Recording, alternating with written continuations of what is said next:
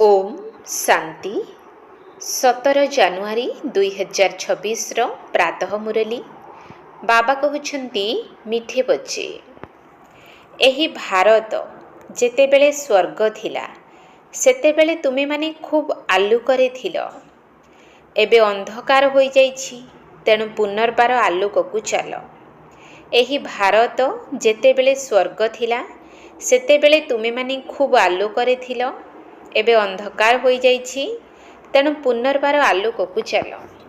प्रश्न बाबा निजर संतान मानकु केउ कहानी सुनाइबाकु आसिछंती? बाबा निजर संतान मानकु केउ कहानी सुनाइबाकु आसिछंती?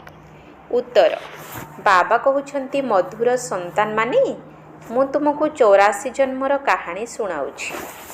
तुमे माने प्रथमे जेतेबेले जन्म नेइथिल से समय रे एकमात्र दैवी धर्म ही थिला। पुणी तुमे माने ही 2 जुग परे बड़ बड़ मंदिर तैयारी करी भक्ति आरंभ कल। वर्तमान एहा तुमर अंतिम जन्मर अंतिम समय अटे। तुमे माने डाकुथिल हे दुख हर्ता सुख कर्ता आस, तेणु एबे मु आसीछि। गीत आज अंधेरे में हे इंसान। ओम शांति। तुमे माने जानिछ वर्तमान एहा कली जुगी दुनिया। एठारे समस्ते अंधकार रे अछंती। जेतेबेले भारत रे स्वर्ग थिला सेतेबेले समस्ते आलोकरे थिले। एही भारतवासी जेउ माने निजको हिंदू बोली कहउछंती प्रकृत रे सेमाने देवी देवता थिले। भारत रे जेतेबेले समस्ते स्वर्गवासी थिले सेतेबेले आउ कोनोसी धर्म नथिला, केवल गोटिए धर्म थिला।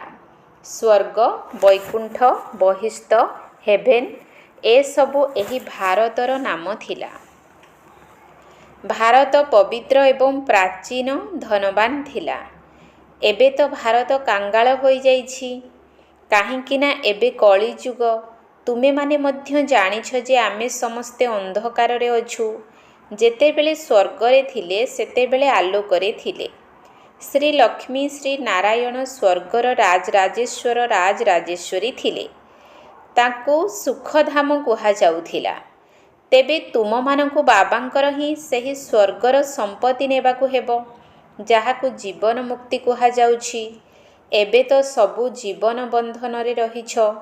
स्वतंत्र भावे भारत एवं साधारण रूप रे सारा दुनिया रावणर जेल सुकबाटिकारे अछि। एपरि नुहे कि रावण केवल लंकारे थिला एवं राम भारत रे से आसी सीतांकु चोराई नेइथिला। ए सबु हेला मनगढ़ा कहानी। गीता हेउछि मुख्य सर्वशास्त्रमयी शिरोमणि श्रीमद अर्थात भगवान को द्वारा भारत रे ही सुना जाइछि। मनुष्य तो काहारी सद्गति करि परिबे नाही। सत्य जुगरे जीवन मुक्त देवी देवता माने थिले, जे कि एही वर्षा कली जुगर अंतिम समय रे पाइथिले। भारतवासी को एकथा जणा नाही, ना एकथा कोनोसी शास्त्र रे अछि। शास्त्र रे भक्ति मार्गर ज्ञान अछि, सद्गति मार्गर ज्ञान मनुष्य मानकु बिल्कुल जणा नाही। समस्ते भक्ति ही सिखाई थांती। कहउछंती शास्त्र पढ़ दान पुण्य कर। एही भक्ति द्वापर जुगरु चली आसुछि। सत्य जुग एवं त्रेता जुगरे ज्ञानर प्रारब्ध रहिछि। एपरि नुहे कि सेठारे मध्य एही ज्ञान मिलिबो। भारत को एही वर्षा संगम जुगरे बाबांक ठारु मिलिथिला, जाहा कि पुणी एबे मिलुछि। भारतवासी जेतेबेले नरकवासी बेहद दुखी होई जाउछंती सेतेबेले जाई तांकु डाकुछंती, हे पतित पावन दुख हर्ता सुख कर्ता काहार? समस्तंकर। काहेकिना स्वतंत्र रूपे भारत साधारण भावे सारा दुनिया रे 5 विकार रहिछि। बाबा हेउछंती पतित पावन। बाबा कहउछंती मु कल्प कल्प कल्पर संगम जुगरे आसुछि एवं समस्तंकर सद्गति करुछि। अहल्या गणिका एवं जेउ सबु गुरु माने अछंती से समस्तंकर उद्धार मते ही करिबा पडुछि। काहेकिना एहा हेउछि पतित दुनिया। सत्य जुग को पवित्र दुनिया कुहा जाए। भारत रे ही लक्ष्मी नारायणकर राज्य थिला। भारतवासी एकथा जानि नाहंती। ଯେ ଏହି ଲକ୍ଷ୍ମୀ ନାରାୟଣ ସ୍ୱର୍ଗର ମାଲିକ ଥିଲେ। ପତିତ ଖଣ୍ଡ ଅର୍ଥାତ୍ ମିଥ୍ୟାର ଦୁନିଆ, ପାବନ ଖଣ୍ଡ ଅର୍ଥାତ୍ ସତ୍ୟ ଦୁନିଆ। ଭାରତ ପବିତ୍ର ଭୂମି ଥିଲା। ଏହି ଭାରତ ହେଉଛି ଅବିନାଶୀ ରାଷ୍ଟ୍ର, ଯାହାର କେବେ ବି ବିନାଶ ହୁଏ ନାହିଁ। ଯେତେବେଳେ ଲକ୍ଷ୍ମୀ ନାରାୟଣଙ୍କର ରାଜ୍ୟ ଥିଲା, ସେ ସମୟରେ ଆଉ କୌଣସି ରାଷ୍ଟ୍ର ନଥିଲା। ଅନ୍ୟ ସବୁ ପରେ ଆବିଷ୍କାର ହେଉଛି। ମନୁଷ୍ୟମାନେ କଳ୍ପର ଆୟୁଷକୁ ଲକ୍ଷ ଲକ୍ଷ ବର୍ଷ ଲେଖିଦେଇଛନ୍ତି। ବାବା କହୁଛନ୍ତି କଳ୍ପର ଆୟୁଷ 5000 ବର୍ଷ। ସେମାନେ ପୁଣି ମନୁଷ୍ୟ 84 ଲକ୍ଷ ଜନ୍ମ ନିଏ ବୋଲି କହିଦେଉଛନ୍ତି। ମନୁଷ୍ୟକୁ କୁକୁର, ବିଲେଇ, ଗଧ ଇତ୍ୟାଦି ଯୋନିରେ ନେଉଛି ବୋଲି କହିଦେଉଛନ୍ତି। କିନ୍ତୁ କୁକୁର ବିଲେଇଙ୍କର ଜନ୍ମ ଅଲଗା। ଦୁନିଆରେ ତ 84 ଲକ୍ଷ ଯୋନି ରହିଛି। ମନୁଷ୍ୟମାନଙ୍କର ତ ଭେରାଇଟି ଗୋଟିଏ ହିଁ ଅଟେ, ତାଙ୍କର ହିଁ 84 ଜନ୍ମ ଅଟେ। ବାବା କହୁଛନ୍ତି ଭାରତବାସୀ ନିଜର ଧର୍ମକୁ ଡ୍ରାମାର ପ୍ଲାନ୍ ଅନୁସାରେ ଭୁଲି ଯାଇଛନ୍ତି। କଳିଯୁଗର ଅନ୍ତିମ ସମୟରେ ବିଲକୁଲ ହିଁ ପତିତ ହୋଇଯାଇଛନ୍ତି। ପୁଣି ବାବା ସଙ୍ଗମରେ ଆସି ପାବନ କରୁଛନ୍ତି। ଏହାକୁ ଦୁଃଖ ଧାମ ବୋଲି କୁହାଯାଉଛି। ପୁଣି ଭାରତ ସୁଖ ଧାମ ହେବ। ବାବା କହୁଛନ୍ତି ହେ ଭାରତବାସୀ ସନ୍ତାନମାନେ, ତୁମେମାନେ ସ୍ୱର୍ଗବାସୀ ଥିଲ, ପୁଣି ତୁମେମାନେ 84 ଜନ୍ମ ନେଇ ସିଡ଼ି ତଳକୁ ତଳକୁ ଓହ୍ଲାଉଛ। ସମସ୍ତଙ୍କୁ ସତୁରୁ ରଜୋ ତମୋରେ ନିଶ୍ଚିତ ଆସିବାକୁ ପଡ଼ିବ। ତୁମ ଦେବତାମାନଙ୍କ ସଦୃଶ ଧନବାନ, ସଦା ସୁଖୀ, ସଦା ସୁସ୍ଥ କେହି ନଥିଲେ। ଭାରତ ସେତେବେଳେ ବହୁତ ସାହୁକାର ଥିଲା। ହୀରା, ନୀଳା ଇତ୍ୟାଦି ତ ପଥର ସଦୃଶ ଥିଲା। ପୁଣି 2 ଯୁଗ ପରେ ଭକ୍ତି ମାର୍ଗ ବହୁତ ବଡ଼ ବଡ଼ ମନ୍ଦିର ତିଆରି କରୁଛନ୍ତି, ଯାହାକି ବହୁତ ଧନରତ୍ନରେ ଭରପୁର ଥିଲା। ସେଥିମଧ୍ୟରୁ ସୋମନାଥ ମନ୍ଦିର ସବୁଠାରୁ ବଡ଼ ଥିଲା। କେବଳ ଗୋଟିଏ ମନ୍ଦିର ତ ହୋଇନଥିବ ନା, ଆହୁରି ମଧ୍ୟ ରାଜାମାନଙ୍କର ମନ୍ଦିର ଥିଲା, ଯାହାକୁ ମୁସଲମାନମାନେ ଲୁଟି ନେଇଗଲେ। ବାବା ତୁମମାନଙ୍କୁ ମନେ ପକାଇ ଦେଉଛନ୍ତି ଏବଂ କହୁଛନ୍ତି ମୁଁ ତୁମମାନଙ୍କୁ କେତେ ସାହୁକାର କରିଥିଲି। ତୁମେମାନେ ସର୍ବଗୁଣ ସମ୍ପନ୍ନ, 16 କଳା ସମ୍ପୂର୍ଣ୍ଣ ଯଥା ମହାରାଜା ମହାରାଣୀ ଥିଲ। ତାଙ୍କୁ ଭଗବାନ ଭଗବତୀ କୁହାଯାଇପାରିବ। ବାବା ବୁଝାଉଛନ୍ତି ଭଗବାନ ହେଉଛନ୍ତି ଜଣେ ଏବଂ ସେ ହେଲେ ବାବା। ଈଶ୍ୱର ଅଥବା ପ୍ରଭୁ କହିବା ଦ୍ୱାରା ମଧ୍ୟ ସ୍ମୃତିରେ ଆସୁ ନାହିଁ, ସିଏ ସମସ୍ତ ଆତ୍ମାଙ୍କର ପିତା ଅଟନ୍ତି। ବାବା ଆସି 84 ଜନ୍ମର କାହାଣୀ ଶୁଣାଉଛନ୍ତି। ଏବେ ତୁମମାନଙ୍କର ଏହା ବହୁତ ଜନ୍ମର ଅନ୍ତିମ ଜନ୍ମ ଅଟେ। ଏହା କୌଣସି ଜଣଙ୍କର କଥା ନୁହେଁ, ନା କୌଣସି ଯୁଦ୍ଧସ୍ଥଳୀ ଆଦି ଅଛି। ଭାରତବାସୀ ଏକଥା ଭୁଲି ଯାଇଛନ୍ତି ଯେ ତାଙ୍କର ରାଜ୍ୟ ଥିଲା। ସତ୍ୟଯୁଗର ଆୟୁଷକୁ ଲମ୍ବା କରିଦେବା ଦ୍ୱାରା ବହୁତ ଦୂରକୁ ନେଇଯାଇଛନ୍ତି। ବାବା ଆସି ବୁଝାଉଛନ୍ତି କୌଣସି ଦେହଧାରୀଙ୍କୁ ଭଗବାନ କୁହାଯାଇପାରିବ ନାହିଁ। ଦେହଧାରୀ ମନୁଷ୍ୟ କାହାର ସଦ୍ଗତି କରିପାରିବେ ନାହିଁ। କଥାରେ ଅଛି ସମସ୍ତଙ୍କର ସଦ୍ଗତି ଦାତା। ପତିତ ପାବନ କର୍ତ୍ତା କେବଳ ଜଣେ ଅଟନ୍ତି ଏବଂ ସିଏ ଏକମାତ୍ର ସତ୍ୟ ବାବା ହିଁ ଅଟନ୍ତି, ଯିଏକି ସତ୍ୟ ଖଣ୍ଡର ସ୍ଥାପନ କରୁଛନ୍ତି। ତୁମେମାନେ ଭକ୍ତି ମାର୍ଗରେ ଯାହାର ପୂଜା କରି ଆସିଛ, ସେମାନଙ୍କ ଭିତରୁ ଜଣଙ୍କର ମଧ୍ୟ ଜୀବନ କାହାଣୀକୁ ଜାଣିନାହଁ। ସେଥିପାଇଁ ବାବା ବୁଝାଉଛନ୍ତି ତୁମେମାନେ ଶିବ ଜୟନ୍ତୀ ତ ପାଳନ କରୁଛ ନା। ବାବା ହେଉଛନ୍ତି ନୂଆ ଦୁନିଆର ରଚୟିତା, ସ୍ୱର୍ଗୀୟ ଈଶ୍ୱରୀୟ ପିତା, ଯିଏକି ତୁମମାନଙ୍କୁ ଅପାର ସୁଖ ଦେଉଛନ୍ତି। ସତ୍ୟଯୁଗରେ ବହୁତ ସୁଖ ଥିଲା। ତେବେ ତାହା କିଏ ଏବଂ କିପରି ସ୍ଥାପନ କରିଥିଲେ? ଏହି କଥାକୁ ବାବା ହିଁ ଆସି ବୁଝାଉଛନ୍ତି। ନର୍କବାସୀମାନଙ୍କୁ ସ୍ୱର୍ଗବାସୀ ଅଥବା ଭ୍ରଷ୍ଟାଚାରୀମାନଙ୍କୁ ଶ୍ରେଷ୍ଠାଚାରୀ ଦେବତା କରିବା, ଏହା ତ ଏକମାତ୍ର ବାବାଙ୍କର କାମ। ବାବା କହୁଛନ୍ତି ମୁଁ ତୁମମାନଙ୍କୁ ପବିତ୍ର କରୁଛି, ତୁମେମାନେ ସ୍ୱର୍ଗର ମାଲିକ ହେଉଛ। ପୁଣି ତୁମମାନଙ୍କୁ ପତିତ କିଏ କରୁଛି? ରାବଣ। ମନୁଷ୍ୟମାନେ କହୁଛନ୍ତି ଦୁଃଖ ମଧ୍ୟ ଈଶ୍ୱର ହିଁ ଦେଉଛନ୍ତି। ବାବା କହୁଛନ୍ତି ମୁଁ ତ ସମସ୍ତଙ୍କୁ ଏତେ ସୁଖ ଦେଉଛି ଯେ ତୁମମାନଙ୍କୁ ଅଧାକଳ୍ପ ପର୍ଯ୍ୟନ୍ତ ବାବାଙ୍କୁ ସ୍ମରଣ କରିବାର ଆବଶ୍ୟକତା ପଡ଼ିବ ନାହିଁ। ପୁଣି ଯେତେବେଳେ ରାବଣ ରାଜ୍ୟ ଆରମ୍ଭ ହେଉଛି, ସମସ୍ତଙ୍କର ପୂଜା କରିବାରେ ଲାଗି ପଡ଼ୁଛନ୍ତି। ଏହା ତ ତୁମର ବହୁତ ଜନ୍ମର ଶେଷ ଜନ୍ମ ଅଟେ। ତୁମେ ପଚାରୁଛ ବାବା ଆମେ କେତେ ଜନ୍ମ ନେଉଛୁ? ବାବା କହୁଛନ୍ତି ମିଠା ମିଠା ଭାରତବାସୀ ଆତ୍ମାମାନେ, ଏବେ ତୁମମାନଙ୍କୁ ମୁଁ ଅସରନ୍ତି ସମ୍ପତ୍ତି ପ୍ରଦାନ କରୁଛି। ପିଲାମାନେ, ତୁମେ 84 ଜନ୍ମ ନେଇଛ। ଏବେ ତ ତୁମେ 21 ଜନ୍ମ ପାଇଁ ବାବାଙ୍କ ଠାରୁ ବର୍ଷା ନେବାକୁ ଆସିଛ। ତେବେ ସମସ୍ତେ ତ ଏକା ସମୟରେ ଆସିବେ ନାହିଁ। ବାସ୍ତବରେ ତୁମେମାନେ ହିଁ ସତ୍ୟଯୁଗର ସୂର୍ଯ୍ୟବଂଶୀ ପଦ ପୁନର୍ବାର ନେଉଛ, ଅର୍ଥାତ୍ ସତ୍ୟ ବାବାଙ୍କ ଠାରୁ ନରରୁ ନାରାୟଣ ହେବାର ସତ୍ୟ ଜ୍ଞାନ ଶୁଣୁଛ। ଏହା ହେଉଛି ଜ୍ଞାନ, ତାହା ଭକ୍ତି। ଏହି ଶାସ୍ତ୍ର ସବୁ ଭକ୍ତି ମାର୍ଗ ପାଇଁ ତିଆରି ହୋଇ ରହିଛି, ସେସବୁ ଜ୍ଞାନ ମାର୍ଗ ପାଇଁ ନୁହେଁ। ଏହା ହେଉଛି ଆଧ୍ୟାତ୍ମିକ ଜ୍ଞାନ, ଯେଉଁ ଜ୍ଞାନ ସୁପ୍ରିମ ଆତ୍ମା ଦେଉଛନ୍ତି। ତେଣୁ ଏବେ ପିଲାମାନଙ୍କୁ ଦେହୀ ଅଭିମାନୀ ହେବାକୁ ପଡ଼ିବ। ନିଜକୁ ଆତ୍ମା ନିଶ୍ଚୟ କରି ମୋତେ ମନେ ପକାଅ। ବାବା ବୁଝାଉଛନ୍ତି, ଆତ୍ମାରେ ହିଁ ଭଲ ଅଥବା ମନ୍ଦର ସଂସ୍କାର ରହିଥାଏ, ଯେଉଁ ଅନୁସାରେ ହିଁ ମନୁଷ୍ୟକୁ ଭଲ ଅଥବା ଖରାପ ଜନ୍ମ ମିଳିଥାଏ। ବାବା ବସି ବୁଝାଉଛନ୍ତି, ଇଏ ମଧ୍ୟ ପବିତ୍ର ଥିଲେ, ଅନ୍ତିମ ଜନ୍ମରେ ପତିତ ହୋଇଛନ୍ତି। ତତ୍ତ୍ୱମ୍, ମୋତେ ଏହି ପୁରୁଣା ରାବଣର ପତିତ ଦୁନିଆକୁ ଆସିବାକୁ ପଡ଼ୁଛି। ଯିଏ ସ୍ୱର୍ଗରେ ପ୍ରଥମେ ଆସିବେ, ତାଙ୍କ ଶରୀରରେ ହିଁ ମୋତେ ଆସିବାକୁ ପଡ଼ୁଛି। ତେବେ ସୂର୍ଯ୍ୟବଂଶୀମାନେ ହିଁ ପୂରା 84 ଜନ୍ମ ନେଉଛନ୍ତି। ଇଏ ହେଲେ ବ୍ରହ୍ମା ଏବଂ ଏମାନେ ହେଲେ ବ୍ରହ୍ମା ବଂଶୀ ବ୍ରାହ୍ମଣ। ବାବା ଏକଥା ପ୍ରତିଦିନ ବୁଝାଉଛନ୍ତି। ପଥର ବୁଦ୍ଧିକୁ ପାରସ ବୁଦ୍ଧି କରିବା ମାଉସୀ ଘର କଥା ନୁହେଁ। ହେ ଆତ୍ମାମାନେ, ଏବେ ଦେହୀ ଅଭିମାନୀ ହୁଅ। ହେ ଆତ୍ମାମାନେ, ଏକମାତ୍ର ବାବା ଏବଂ ରାଜତ୍ୱକୁ ମନେ ପକାଅ। ଦେହର ସବୁ ସମ୍ବନ୍ଧକୁ ଛାଡ଼। ଏବେ ସମସ୍ତଙ୍କୁ ମରିବାକୁ ହେବ, କାରଣ ଏବେ ସମସ୍ତଙ୍କର ବାନପ୍ରସ୍ଥ ଅବସ୍ଥା। ଏକମାତ୍ର ସଦ୍ଗୁରୁଙ୍କ ବିନା ସମସ୍ତଙ୍କର ସଦ୍ଗତି କେହି କରିପାରିବେ ନାହିଁ। ବାବା କହୁଛନ୍ତି, ହେ ଭାରତବାସୀ ସନ୍ତାନମାନେ, ତୁମେମାନେ ପ୍ରଥମେ ପ୍ରଥମେ ମୋ ଠାରୁ ଅଲଗା ହୋଇଛ। ଗାୟନ ମଧ୍ୟ ଅଛି, ଆତ୍ମା ପରମାତ୍ମା ଅଲଗା ରହିଲେ ବହୁ କାଳ। ପ୍ରଥମେ ପ୍ରଥମେ ତୁମେ ଭାରତବାସୀ ଦେବୀ ଦେବତା ଧର୍ମାବଲମ୍ବୀମାନେ ଆସିଛ। ଅନ୍ୟ ଧର୍ମାବଲମ୍ବୀଙ୍କର ଜନ୍ମ କମ୍ ହୋଇଥାଏ। ସାରା ଚକ୍ର କିପରି ଘୁରୁଛି, ତାହା ବାବା ଆସି ବୁଝାଉଛନ୍ତି। ଯେଉଁମାନେ ଏହି ଜ୍ଞାନକୁ ଧାରଣା କରାଇ ପାରୁନାହାନ୍ତି, ସେମାନଙ୍କ ପାଇଁ ମଧ୍ୟ ଏହା ବହୁତ ସହଜ।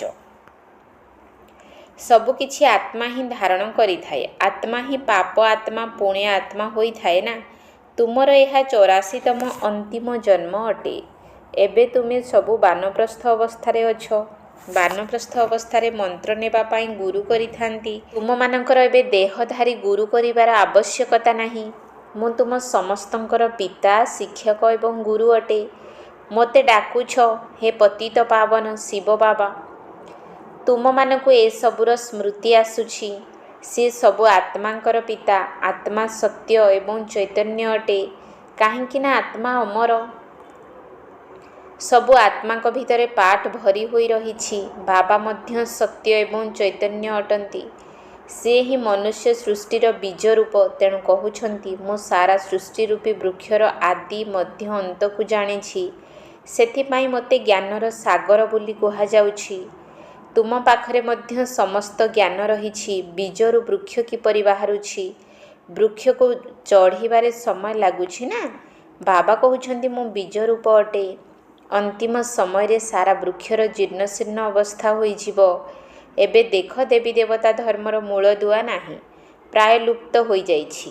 ଦେବତା ଧର୍ମ ଲୁପ୍ତ ହୋଇଗଲେ ବାବାଙ୍କୁ ଆସିବାକୁ ପଡ଼ୁଛି। ବାବା ଗୋଟିଏ ଧର୍ମର ସ୍ଥାପନା କରୁଛନ୍ତି, ବାକି ସବୁ ଧର୍ମକୁ ବିନାଶ କରିଦେଉଛନ୍ତି। ପ୍ରଜାପିତା ବ୍ରହ୍ମାଙ୍କ ଦ୍ୱାରା ବାବା ଆଦି ସନାତନ ଦେବୀ ଦେବତା ଧର୍ମର ସ୍ଥାପନା କରୁଛନ୍ତି। ଡ୍ରାମା ଏହିପରି ତିଆରି ହୋଇଛି, ଯାହା କେବେ ବି ଶେଷ ହୁଏ ନାହିଁ। ବାବା ଅନ୍ତିମ ସମୟରେ ଆସନ୍ତି, ଯେତେବେଳେ କି ସୃଷ୍ଟିର ଆଦି ମଧ୍ୟ ଅନ୍ତର ଜ୍ଞାନ ଶୁଣାଇବାକୁ ପଡ଼େ। ତେବେ ନିଶ୍ଚିତ ଭାବରେ ସଙ୍ଗମ ଯୁଗରେ ହିଁ ଆସିବେ। ତୁମମାନଙ୍କର କେବଳ ଜଣେ ପିତା। ଆତ୍ମାମାନେ ପରସ୍ପର ଭାଇ ଭାଇ, ଯାହାଙ୍କର ନିବାସ ସ୍ଥାନ ହେଲା ବ୍ରହ୍ମଲୋକ। ସେହି ଏକମାତ୍ର ବାବାଙ୍କୁ ହିଁ ସମସ୍ତେ ମନେ ପକାଉଛନ୍ତି। ଦୁଃଖରେ ସମସ୍ତେ ସ୍ମରଣ କରୁଛନ୍ତି। ରାବଣ ରାଜ୍ୟରେ ସମସ୍ତଙ୍କୁ ଦୁଃଖ ମିଳୁଛି। ଯେହେତୁ ଏଠାରେ ସମସ୍ତେ ବାବାଙ୍କୁ ମନେ ପକାଉଛନ୍ତି, ତେଣୁ ନିଶ୍ଚିତ ଭାବରେ ସିଏ ସମସ୍ତଙ୍କର ସଦ୍ଗତିଦାତା ହୋଇଥିବେ। ଏହି ମହିମା କେବଳ ତାଙ୍କର। ଯଦି ବାବା ନ ଆସିବେ ତେବେ ଭାରତକୁ ସ୍ୱର୍ଗ କିଏ କରିବ? ଇସଲାମୀ ଆଦି ସମସ୍ତେ ବର୍ତ୍ତମାନ ତମ ପ୍ରଧାନ ହୋଇଯାଇଛନ୍ତି। ସମସ୍ତଙ୍କୁ ତ ନିଶ୍ଚିତ ପୁନର୍ଜନ୍ମ ନେବାକୁ ହେବ। ତେବେ ପୁନର୍ଜନ୍ମ ମଧ୍ୟ ନର୍କରେ ହିଁ ମିଳୁଛି। ଏପରି ନୁହେଁ ସେମାନେ ସ୍ୱର୍ଗକୁ ଚାଲିଯାଉଛନ୍ତି। ଯେପରି ମନୁଷ୍ୟ ମରିଗଲେ ହିନ୍ଦୁମାନେ କହନ୍ତି ସ୍ୱର୍ଗବାସୀ ହେଲେ। ତେବେ ନିଶ୍ଚିତ ଭାବରେ ସିଏ ନର୍କରେ ଥିଲେ ନା, ଏବେ ସ୍ୱର୍ଗକୁ ଗଲେ। ତୁମ ମୁଖରେ ଗୁଲାବ।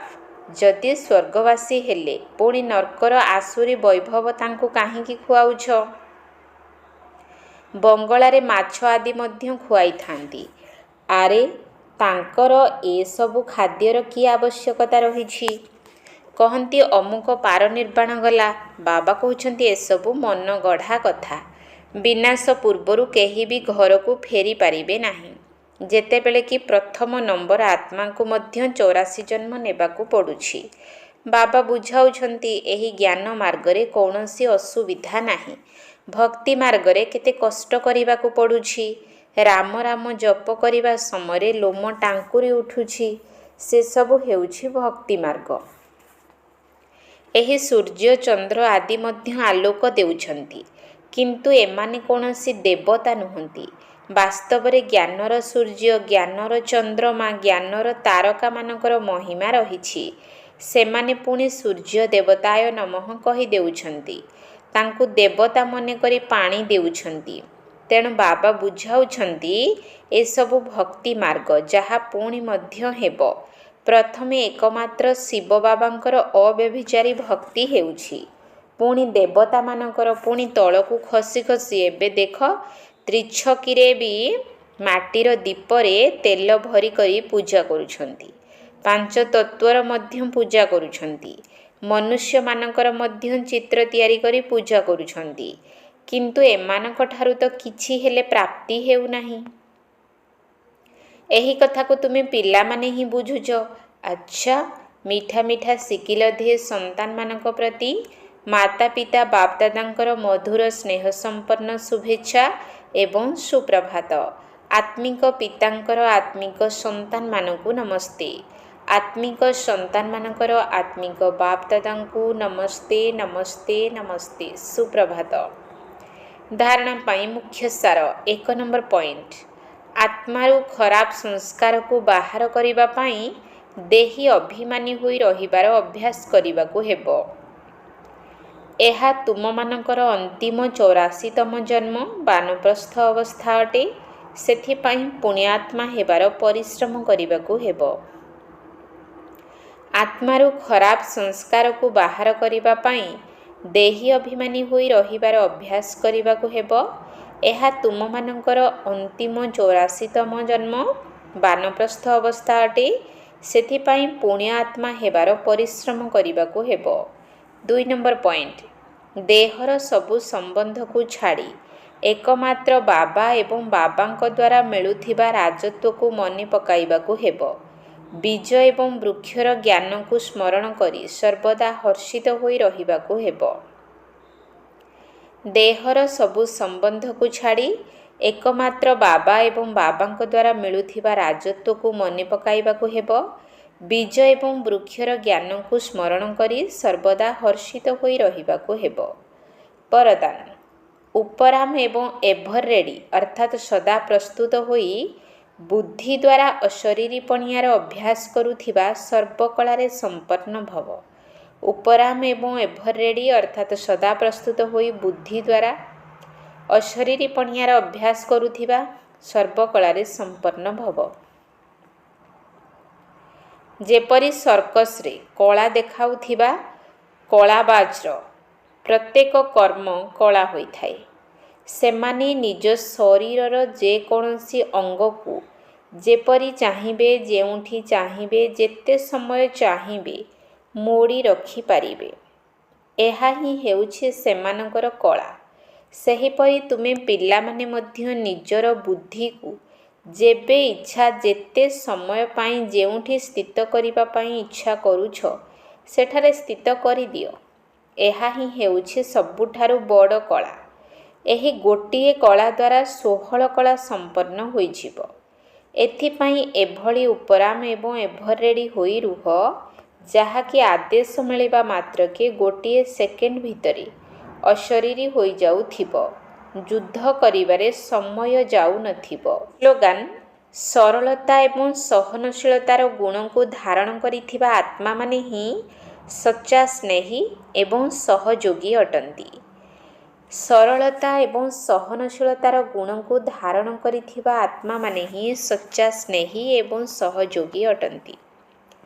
ଅବ୍ୟକ୍ତ ଇସାରା: ଏହି ଅବ୍ୟକ୍ତି ମାସରେ ବନ୍ଧନମୁକ୍ତ ହୋଇ ଜୀବନମୁକ୍ତ ସ୍ଥିତିର ଅନୁଭବ କର। ଯେଉଁମାନେ ପରମାତ୍ମ ଜ୍ଞାନୀ ସନ୍ତାନ, ସେମାନଙ୍କୁ ଜ୍ଞାନର ଫଳସ୍ୱରୂପ ମୁକ୍ତି ଏବଂ ଜୀବନ ମୁକ୍ତିରୂପୀ ସମ୍ପତ୍ତି ସଙ୍ଗମ ଯୁଗରେ ହିଁ ପ୍ରାପ୍ତ ହୋଇଥାଏ। ତେବେ ଜ୍ଞାନ ଅର୍ଥାତ୍ ବୋଧ ଶକ୍ତି ବା ବୁଝିବାର ଶକ୍ତି।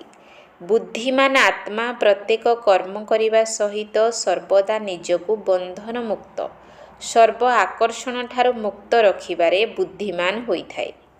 ସେମାନଙ୍କର ପ୍ରତ୍ୟେକ ସଂକଳ୍ପ, ବାଣୀ, କର୍ମ ଏବଂ ସମ୍ବନ୍ଧ ସମ୍ପର୍କରେ ମୁକ୍ତି ଜୀବନ୍ମୁକ୍ତିର ସ୍ଥିତି ଦେଖାଯାଇଥାଏ, ଯାହାକୁ ନ୍ୟାରା ପ୍ୟାରା ସ୍ଥିତି କୁହାଯାଏ। ଓମ୍ ଶାନ୍ତି।